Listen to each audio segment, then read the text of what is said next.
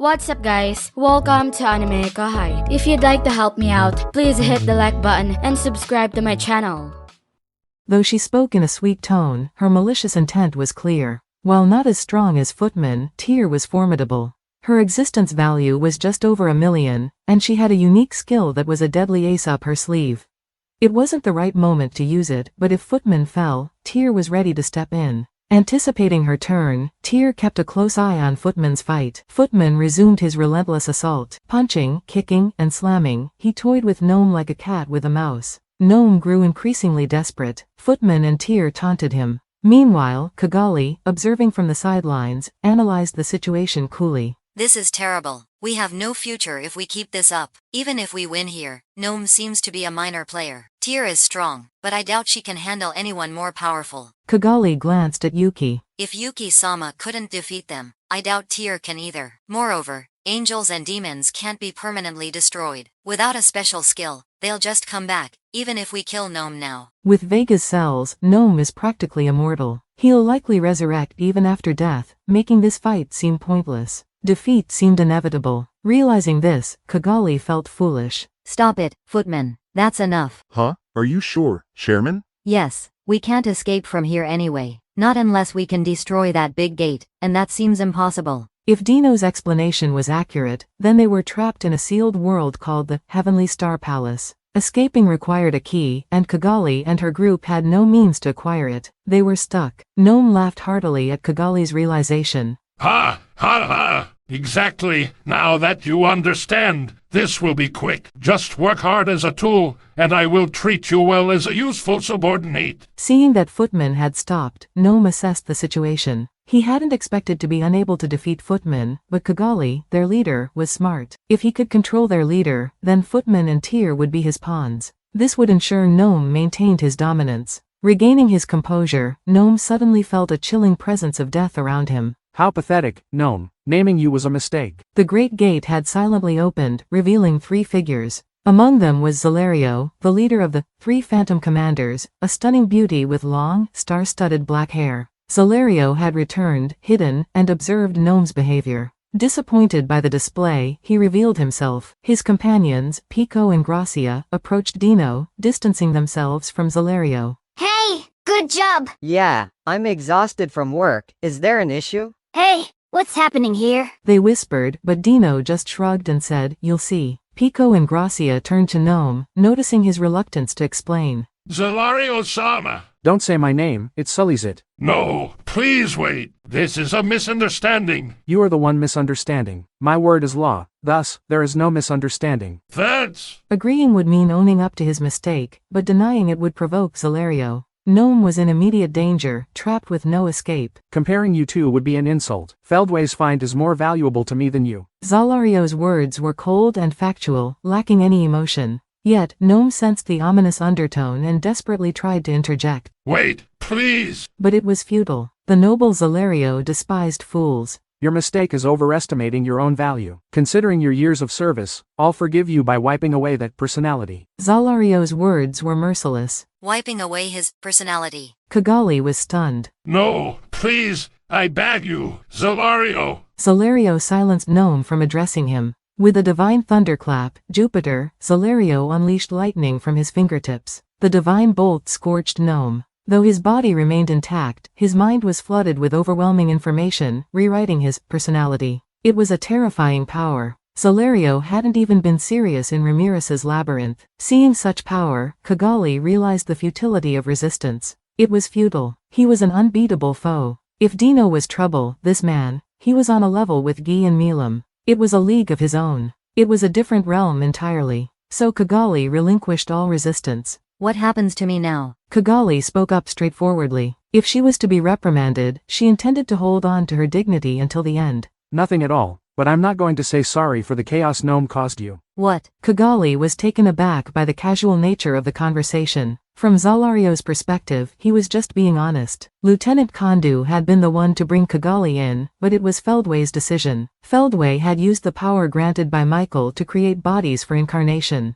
This was done successfully, and even though there were only 9 of them, they were perfectly made. The transcendent beings like Zalario needed suitable bodies for incarnation. Ordinary humans and monsters couldn't handle their power and would fall apart. This situation was similar to the competition among primordials for incarnation. Their inability to easily manifest in the material world also hindered their invasion plans. Kagali was conveniently available in this scenario, leading to the idea of using undead elves as a basic vessel. They had to test it, and it turned out well. The option of using Vega was considered, but Gnome's loss of control made Zalario deem it a failure, as it seemed to affect his personality. In contrast, undead elves lacked free will. Footman had proven the power of an undead elf, and Zalario judged that it would be sufficient to endure his possession. But I don't like the idea of using this Vega guy. Gnome was more cautious, but I can't help thinking it would have had a strange impact. Zalario muttered to himself, but Kagali was listening and reflecting on it. Then, she found herself speaking without needing to. Vega is insatiable. He embodies power, absorbing every desire and making it his own. Oh no, she thought, but it was too late. Feeling the silent pressure to continue, she went on to explain her reasoning. Vega's all about survival of the fittest. He's a nasty piece of work, but he sticks to his own code. That's what makes him tough. Losing doesn't faze him. He'll resort to any means if he thinks he can't win. He believes as long as he stays alive, he'll come out on top eventually.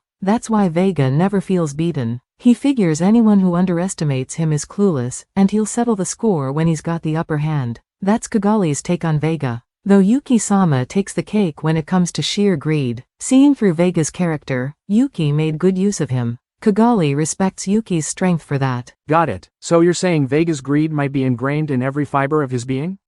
Kagali nodded in agreement at Zalario's spot on observation. Exactly. That's why I'd think twice about growing and using his cells. Noted. Zalario shifted his focus back to the castle. Well, that thing's definitely a lost cause. Follow me. Huh? Despite asking, Zalario was already marching towards the castle, with Gnome tagging along naturally. Kagali hesitated for a moment, then concluded it wouldn't be wise to defy him. You too, let's go. Yes, Chairman. Got it. Kagali trailed after Zalario, bringing along Footman and Tyr. Then, without much fuss, Yuki joined the group behind Kagali. That left only Dino and two others. What's the plan? We are not involved, so there is not much we can do. Right! That's the gist of it. Pico, don't be too cozy with Dino. If you are, I will catch flack for it. Got it? Hey, now, you're making it sound like I'm useless, aren't you? You are. You are a lousy angel. A fallen one. Moron. Think you're clever, huh? Shut it. That's how the banter went down among the three of them in the empty room. Stepping into the castle, Kagali marveled at its grandeur. The castle she had entrusted to Clayman served as a reminder that she hadn't reached the level of luxury she aspired to.